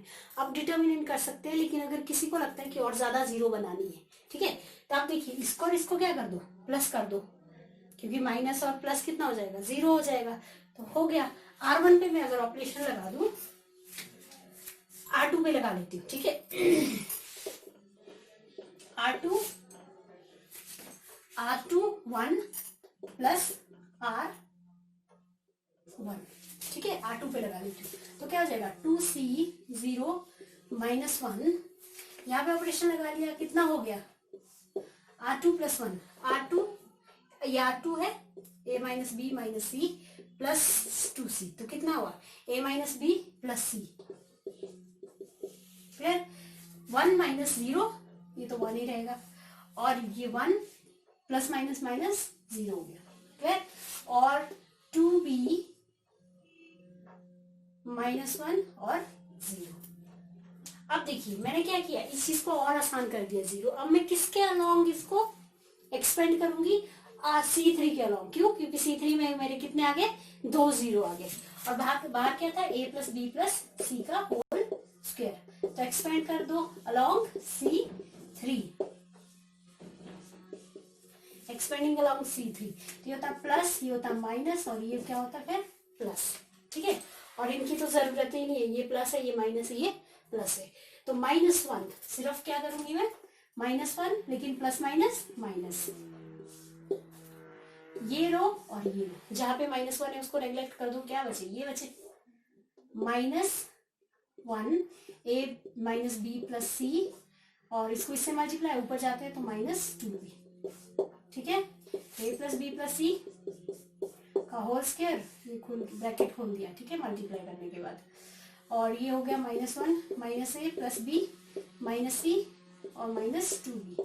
तो ये हो गया आपका, ये मल्टीप्लाई में है a प्लस बी प्लस सी का whole square minus A minus सी और माइनस बी, लेकिन बाहर क्या था -1, तो सारा साइन क्या हो जाएगा, पॉजिटिव हो जाएगी। तो मतलब a प्लस बी प्लस सी का होल क्यूब आपका क्या हो गया, ये आंसर। अब देखिए आप बोलेंगे कि इतना ज्यादा टाइम लग रहा है, लेकिन ये प्रॉपर्टी आपको समझाने के लिए टाइम लग रहा है। अगर मैं खुद करती तो जल्दी जल्दी करती ना, ये जल्दी जल्दी इतना टाइम नहीं लेते, ठीक है। और अगर आप डिटर्मिनेंट डायरेक्ट करके देखिए कितना टाइम लगेगा आपको। आई थिंक क्लियर है, ठीक है। नेक्स्ट क्वेश्चन देखिए स्क्रीन पे, prove that 1 plus A 1 1 1 1 plus B 1 1 1 1 plus C A B C 1 plus 1 by A 1 by B 1 by C, ये प्रूव करना है।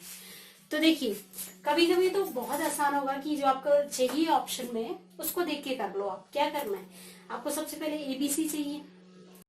तो अगर मैं R1 R2 और R3 से ए बी सी कॉमन लू तो क्या रो बच जाएगा मेरा, इससे ए ले लिया तो यहां से ए तो यहाँ नहीं था, तो 1 by A plus 1 A bye A 1 हो गया, 1 बाय ए 1 बाय ए, या फिर C1 C2 किसी से भी ले सकते हैं। अच्छा C1 C2 से भी ले सकते हैं आप। अगर मैं C1 से ले लूं तो क्या होगा, ठीक है। तो फिलहाल अगर मैं R1 से ले रही हूँ कॉमन तो ऐसे आएगा, C1 से लेती हूँ तो क्या होगा, फिर 1 बाय ए 1 बाय ए ऐसे आएगा। किसी से भी ले लो C1 C2 से, ठीक है। तो इसी से लेकर देख लेते हैं, ठीक है। C1 C2 और C3 से A B C कॉमन ले लिए रिस्पेक्टिवली। क्लियर, यहाँ क्या बचेगा 1 by B 1 plus 1 by B plus 1 1 by b, और यहाँ पे 1 by C 1 by C 1 by C plus 1 बचा कि नहीं। अब मेरा A B C, A C1 से कॉमन आया, B C2 से, C C3 से, R1 R2 R3 से भी कॉमन ले सकते थे। अब दूसरा चीज देखिए क्या चाहिए, 1 plus 1 by A 1 by B 1 by C, 1 plus 1 by A 1 by B 1 by सी सारा है, यहाँ भी है। तो क्या कर दूंगी, ऐड कर दूंगी। C1 पे ऑपरेशन लगा दो, किसी पे भी C1 C2 C3 किसी में से एक में लगा दो। तो अगर मैं C1 पे लगाऊंगी तो 1 by A plus 1 1 by B plus 1 1 by C. अब ये मेथड ये मैं लिखूंगी नहीं, डायरेक्ट कॉमन लिखूंगी, बट आपको समझाने के लिए लिख रही हूँ, ठीक है। C1 कॉलम पे ऑपरेशन लगाया तो वो C1 चेंज हो गया, बाकी as it is, C2 as it is, C3 as it is, ठीक है। Taking this whole 1 plus 1 by 1 by B 1 by c common from C1, C1 से कॉमन लोगे तो क्या हो जाएगा ये, और साथ में क्या था ए बी सी, क्या बचेगा 1 1 1 1 by b minus plus 1 1 by B 1 by C 1 by C 1 by C plus 1 ऐसे बचा। अब इसका डिटर्मिनेंट कर सकते हैं, लेकिन मेरे को एक और चीज आसान है कि अगर 1 1 है किसी रो या कॉलम में तो 0 ला सकती हूँ, 1 माइनस 1 0 1 माइनस 1 0 1 माइनस 1 0। तो मैं R2 और R3 पे ऑपरेशन लगाती हूँ, R2 minus R1 R3 minus R1, ठीक है। एक ही पे लगा दिया मैंने, तो R1 पे कोई फर्क नहीं पड़ेगा, इसको रख दिया मैंने ऐसे, और बाहर जो था वो लिख लो भाई। मेरा आ चुका है वैसे यही, तो इट मीन्स मुझे ये 1 चाहिए, ठीक है, क्योंकि राइट हैंड साइड में मेरा पूरा आ चुका है जो कॉमन है। इट मीन्स ये अंदर वाला क्या चाहिए 1 चाहिए। तो 1 माइनस 1 कितना हो गया 0, this minus this 1 minus b 1 upon b 1 upon b क्या हो गया 0, दिस माइनस दिस 0, ठीक है। 1 minus 1 0, 1 by B minus 1 by B 0, 1 by C plus 1 minus 1 by C, 1 by C और 1 बाय सी क्या हो गया 0। अब किसी के भी अलोंग कर लो यार, किसके अलोंग कर लूँ, अगर मैं इसके अलोंग कर लेती हूँ तो भी आसान है, इसके अलोंग कर लेती हूँ तो भी आसान है, ठीक है। तो चलो आपको C3 के अलोंग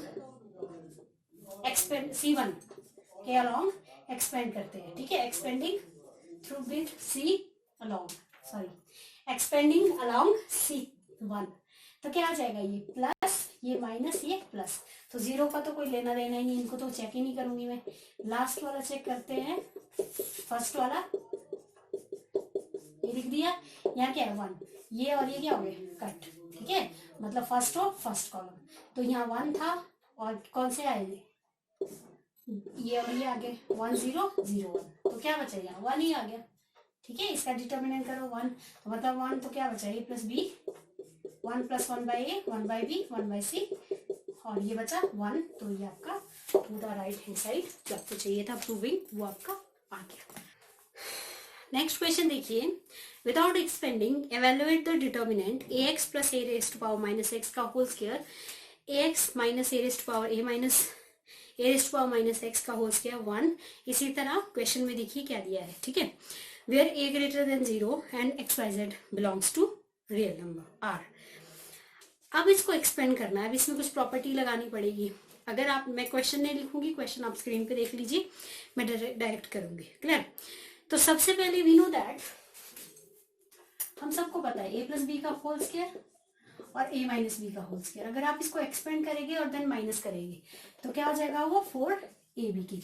आप कोशिश कर लीजिए, A square plus B square plus 2 A B, A square minus B square plus minus A square plus B square minus 2 A B, ठीक है, तो माइनस वाला क्या हो जाएगा प्लस, और ये ए स्क्वायर बी स्क्वायर और यहाँ ए स्क्वायर बी स्क्वायर क्या हो जाएंगे, कैंसल आउट, 4 ए बी आपका आंसर बचेगा, क्लियर।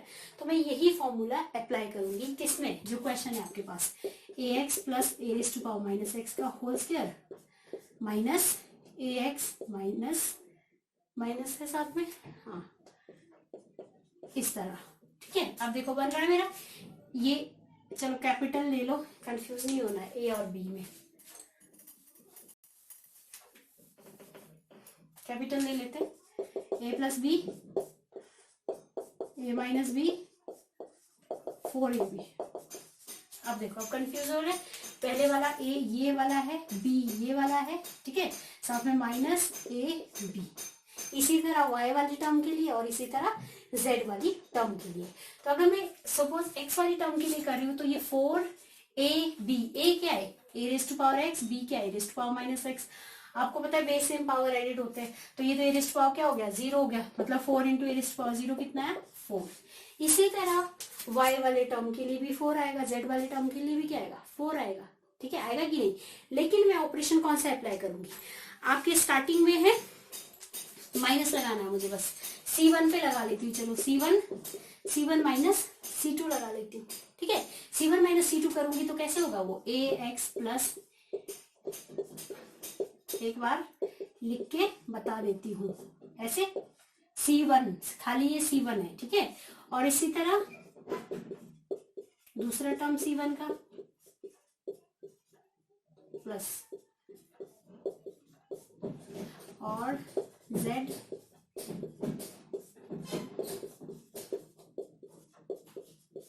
ठीक है, बाकी जो आपके पास टर्म है C2 a y a minus y a z a minus z 1 1 1, ये इतना, बाकी मैंने ऐसे लिख लिया, ठीक है, ये था आपके पास, क्लियर हुआ। मैंने सिर्फ C1 पे अप्लाई किया, C1 माइनस C2, क्यों, क्योंकि इनको अप्लाई करके 4 आएगा, 4 4, तो यहाँ 4 4 4 आएगा कि नहीं, तो मैं वो स्टेप नहीं लिखूंगी, 4 को मैंने क्या किया कॉमन यहाँ से, तो 1 1 1 4 था, टेकिंग कॉमन फ्रॉम C1 4, ठीक है, बाकी को ऐसे ही लिख दिया।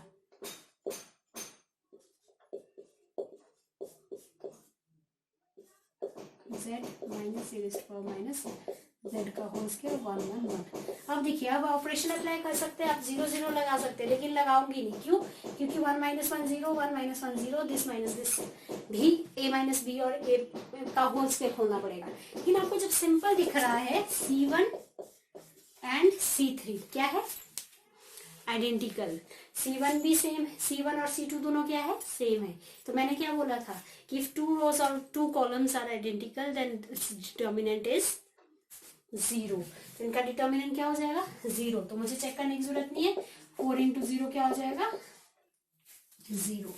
सेकेंड प्रॉपर्टी यूज की, नेक्स्ट क्वेश्चन देखिए, if A B C are the positive and are pth qth and r term respectively of a GP, then prove that log A P1 log B Q1 ऐसे ऐसे लिखा हुआ है क्वेश्चन में, देखिए log C R1 is equal to 0। ठीक है, GP term क्या होती है? सबसे पहले तो क्या होता है GP?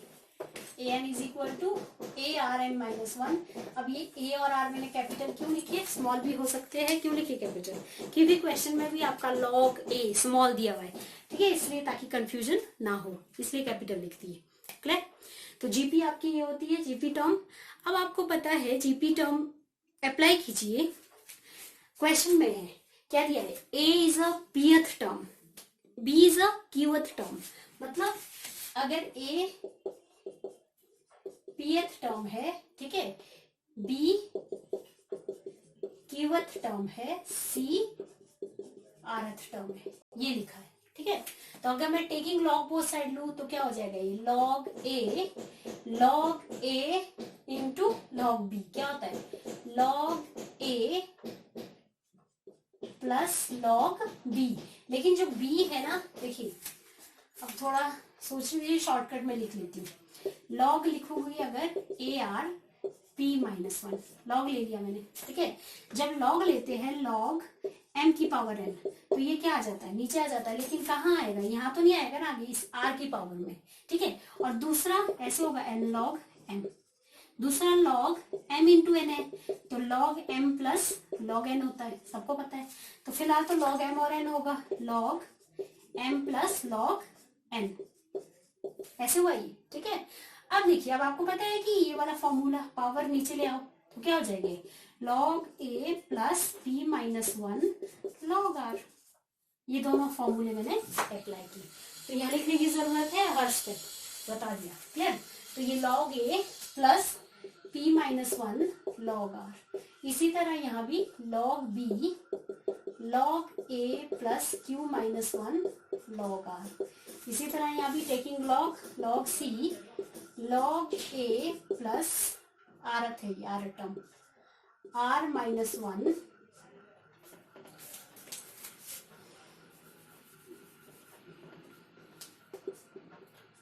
r minus one log r। Question में डालो, क्वेश्चन में क्या है? log a की जगह ये पुट कर दो, log b की जगह ये, log c की जगह ये पुट कर दो। ठीक है, क्वेश्चन में है फर्स्ट कॉलम में जो दिया log a log b log c, साथ में p क्यू आर और 1 1 है। तो जब मैंने log a की जगह यहाँ पे पुट करूंगी, ठीक है, देखिए log a log r log a q minus one log r log b log a sorry r minus one log r, ऐसे साथ में p q r और 1 1 1 है कि नहीं? एडिंग डिटर्मिनेंट क्या बोला था मैंने? बीच में प्लस है, C1 और C2 और C3 क्या है? सेम है, तो मैं इनको अलग अलग कर सकती हूँ, पहले के साथ ये और ये। ठीक है, तो मैं log a ऐसे लिखना था, तो उस log a को मैंने क्या कर लिया? कॉमन ले लिया। ठीक है, और यहाँ पे P Q R 1 1 1। I think clear है? यहाँ नहीं था log a P Q R 1 1 1, वो log a से मैंने C1 से कॉमन ले लिया log a। Clear? Plus next में देखिए ये और ये साथ में ये वाली P Q R 1 1 1 और साथ में क्या होगा? This one. बट यहाँ भी देखिए log r कॉमन लेना है, तो log r को क्या कॉमन लिख लेती हूँ और क्या बनना? P minus one Q minus one R minus one. अब ये तो 0 हो गया, क्यों? C1 and C3 are identical, तो log a इंटू 0 0। अब ये करना है, ये 0 नहीं हुआ फिलहाल, तो इसको मैं 0 बनाऊंगी। अगर मैं क्या कर दूं? दिस माइनस कर दूं तो क्या हो जाएगा मेरा? देखिए, इसको भी मैं सेम बनाने की कोशिश करूंगी। C1 and C3 are identical, then determinant क्या हो गया? यहाँ 0 हो गया, तो 0 प्लस log r, ये यहाँ पे अप्लाई करो C2 माइनस C1, C2 पे ऑपरेशन लगाऊंगी। तो अगर C2 पे लगाया तो ये तो ऐसे ही रहेगा, C1 ऐसे ही रहेगा और C3 भी ऐसे ही रहेगा। C2 चेंज हो जाएगा भाई, C1 P minus minus plus कितना हो जाएगा 1, Q minus Q 0, minus minus plus 1 हो जाएगा, आर माइनस आर 0 और ये क्या हो जाएगा प्लस। क्लियर? तो ये भी क्या हुआ C2 एंड C3, ये भी क्या है आइडेंटिकल है। अगर ये आइडेंटिकल है तो ये log r इंटू 0 इंटू 0, तो आपका आंसर क्या आ गया 0 हो गया। क्लियर है? आपको प्रॉपर्टी ऐसी लगानी है कि आपको प्रॉपर्टी आपको याद करनी है ताकि आप लगाते टाइम आपको ध्यान में रहे। क्लियर है? नेक्स्ट देखिए क्वेश्चन पे, शो दैट, एक और क्वेश्चन कर लेते हैं फिर काफी है, बाकी आप लोग प्रैक्टिस कीजिए। ठीक है? 2ab 1 minus A square plus B square minus 2a minus 2b 2a 1 minus A square minus B square, show that this is equal to 1 plus A square plus B square का whole cube. ये निकालना है आपको। ठीक है? ये show करना है। हाँ, अब देखिए सबसे पहले तो मुझे कोशिश करनी है कि ये बन जाए मेरा 1 प्लस ए square plus B square. 1 plus ए स्क्वायर है, अगर यहां मैं ये तो पावर सेम नहीं है। हाँ, ये देखिए अगर मैं इसको बी स्क्वायर से मल्टीप्लाई करूँ तो क्या बन जाएगा बी स्क्वायर, और बी स्क्वायर और बी स्क्वायर ये प्लस माइनस करके क्या हो जाएगा 2b square minus B square plus B square हो जाएगा। तो मैं क्या करूंगी, इस पे b से मल्टीप्लाई करूंगी। अब कैसे, c1 पे अप्लाई करो, c1 माइनस कर दो क्योंकि यहाँ पे माइनस है और यहाँ माइनस ऑलरेडी है, तो माइनस माइनस फिर तो 3 हो जाएगा, बट मुझे अगर एक और माइनस लगा दूंगी तो माइनस माइनस क्या हो जाएगा प्लस हो जाएगा। तो plus 2b square minus B square क्या हो जाएगा बी स्क्वायर, तो यहाँ माइनस bc3। अब देखिए सबसे पहले c1 पे अप्लाई किया, ये सब रफ में करूंगी। कैसे किया, c1 1 प्लस ए square plus minus B square minus minus plus 2b square b into B, तो कितना हुआ 1 प्लस ए स्क्वायर प्लस बी स्क्वायर आया कि नहीं। तो यहाँ लिखूंगी। क्लियर?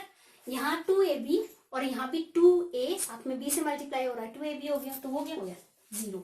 यहाँ पे 2b माइनस ये वाला पूरा c3 1 माइनस ए स्क्वायर माइनस बी स्क्वायर, तो कितना हुआ ये 2a b से मल्टीप्लाई किया, b से मल्टीप्लाई कर रहे हैं हम लोग। ठीक है? c3 को माइनस b और प्लस ए स्क्वायर प्लस बी स्क्वायर, तो ये हो गया A square plus B square. 1 second, 2b था वो, देखिए 2b माइनस b, 2b और b कितना हो गया b हो गया, मतलब b और इसको भी b से मल्टीप्लाई किया तो यहाँ भी b आया, इसको भी b से मल्टीप्लाई किया तो यहाँ भी b क्यूब आया। तो सिंपल ये आ रहा है b प्लस ए square b plus B cube, तो b कॉमन ना ले लूं मैं, 1 प्लस ए स्क्वायर प्लस बी स्क्वायर आ रहा है, अगर मैं b कॉमन ले लेती हूँ तो b कॉमन ले लो, 1 square A square plus A square plus B square plus 1। Clear है? अब इतना मेरा हो गया, तो मैं इससे c1 से 1 प्लस ए square plus B square common ला सकती हूँ, तो मेरा एक मोटो क्लियर हो गया। अब नेक्स्ट और देखते हैं और कहाँ से 0 बन रहा है। यहाँ देखिए अगर यहाँ मैं a से मल्टीप्लाई करूं, c2 पे a से मल्टीप्लाई करूं तो क्या हो जाएगा 2ab, तो और ये 2ab 0 हो जाएगा, तो मैं अप्लाई करूंगी c2 पे। अब बट ध्यान रखना है कि मुझे प्लस करना है, क्यों, क्योंकि यहाँ पे माइनस है, अगर मैं माइनस करूंगी तो माइनस माइनस प्लस हो जाएगा, तो ये 4 हो जाएगा। क्लियर? तो मुझे क्या करना है c2 प्लस a c3। अब चेक करिए c2 पे क्या है, पहला वाला 2ab प्लस साथ में क्या है c3 मल्टीप्लाई a, देखो 0 हो रहा है। क्लियर? 0। नेक्स्ट वाला देखते हैं 1 माइनस ए स्क्वायर प्लस बी स्क्वायर, और इसको इससे मल्टीप्लाई करो तो कितना हो जाएगा 2a स्क्वायर साथ में प्लस है, तो ये कितना हो गया A square plus B square 1 plus A square plus B square. Next इसको करो इससे, तो c2 माइनस 2ab, पहले माइनस 2a लिखा एंड देन माइनस नहीं प्लस वाला है। ठीक है? a बाहर 1 माइनस ए स्क्वायर माइनस बी स्क्वायर, तो कितना हो जाएगा ये -2a plus a minus a cube minus a b square, ऐसा हो रहा है। ये सॉल्व हो गया, माइनस ए, ये ए क्यूब, तो इससे मैं माइनस ए कॉमन ला सकती हूँ, 1 प्लस ए स्क्वायर प्लस बी स्क्वायर। ठीक है, यहाँ पे माइनस ए कॉमन लाओ, 1 प्लस ए स्क्वायर प्लस बी स्क्वायर। ये सब रफ में करना है, C3 पे कोई फर्क नहीं पड़ेगा, तो इसको एज इट इज उतार दो। जिसपे मैंने ऑपरेशन लगाया है ये वाले ऑपरेशन है, C1 और C2, वो आपकी रोज क्या कॉलम क्या होगी, चेंज होगी। अब देखिए, taking a 1 plus A square plus B square common from C1 and also common from C2 ले सकते हो, तो क्या बचेगा, 1 0 minus 2b, 0 1 2a, b minus a और 1 माइनस ए स्क्वायर माइनस बी स्क्वायर। अब C1 से कॉमन लिया तो 1 प्लस ए स्क्वायर प्लस बी स्क्वायर, ठीक है। C2 से कॉमन लिया तो होल स्क्वायर आ गया, दो बार। ठीक है, C1 से कॉमन लिया तो एक बार, फिर दूसरी बार C2 से कॉमन ले लिया। इतना क्लियर है। अब आप कर सकते हैं, और अप्लाई करना है ऑपरेशन तो और अप्लाई कर सकते हैं, बस मैं कर दूंगी अलोंग प्लस माइनस प्लस। ठीक है, एक्सपेंडिंग अलोंग R1, तो R1 के थ्रू कर लो, इसका तो फर्क नहीं है। First row 1, first row first column, this minus this. ठीक है, तो क्या हो जाएगा, ये 1 2a minus a, 1 minus A square minus B square, ये 0 हो गया। ये थर्ड देखो, third first row third column, ये है माइनस 2b, 0 1 b माइनस ए। फिर सॉल्व करते हैं, ये बाद में लिख लेंगे। कितना हुआ, ये मल्टीप्लाई कर दो, 1 माइनस ए square minus B square, minus minus plus 2a square minus 2b, 0 minus b, तो 1 माइनस, ये सॉल्व करो, प्लस ए square minus B square minus minus plus 2b square. अब ये सॉल्व करो तो 1 प्लस ए स्क्वायर प्लस बी स्क्वायर, तो आ गया, बाहर क्या था, 1 प्लस ए स्क्वायर प्लस बी स्क्वायर का स्क्वायर, तो कितना आया, 1 प्लस ए स्क्वायर प्लस बी स्क्वायर की पावर 3, आपको जो प्रूफ करना था। आई थिंक क्लियर है, ये थी प्रॉपर्टीज। अब बाकी क्वेश्चन आप करिए, क्योंकि इतने सारे क्वेश्चन करना इम्पॉसिबल है। ठीक है, मैंने प्रॉपर्टीज बता दी, उससे रिलेटेड आप लोग करिए। एक लास्ट टॉपिक कर लेते हैं फटाफट, एप्लीकेशंस ऑफ डिटर्मिनेंट्स। इसमें क्या है, आपने 10th में भी पढ़ा है, एरिया ऑफ ट्राइंगल्स कैसे निकालते हैं इनडिटर्मिनेंट फॉर्म में, क्लियर। वो आपने एरिया ऑफ ट्राइंगल 10th में भी पढ़ा है, कोऑर्डिनेट ज्योमेट्री में ऐसा कुछ चैप्टर है, क्लियर। तो आपका क्या है एप्लीकेशन, पहला है area of triangle in determinant form. तो अगर एरिया ऑफ ट्राइंगल निकालने के लिए आए, ए आर लिख रही हूं मैं, तो वो होता है हाफ, हाँ, जिसके कोऑर्डिनेट आपके पास मान लीजिए ट्राइंगल है a B C, x1 y1 coordinate है ए के, बी के x2 y2 एंड सी के है x3 y3।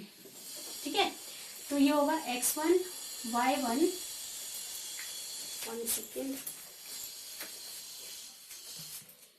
x1 x2 x3 y1 y2 y3 1 1 1। बाकी आपने जैसा किया है, किसी के भी अलोंग एक्सपेंड कर लो, मैं R1 के अलोंग कर देती हूँ, हाफ, तो क्या लिखना है x1।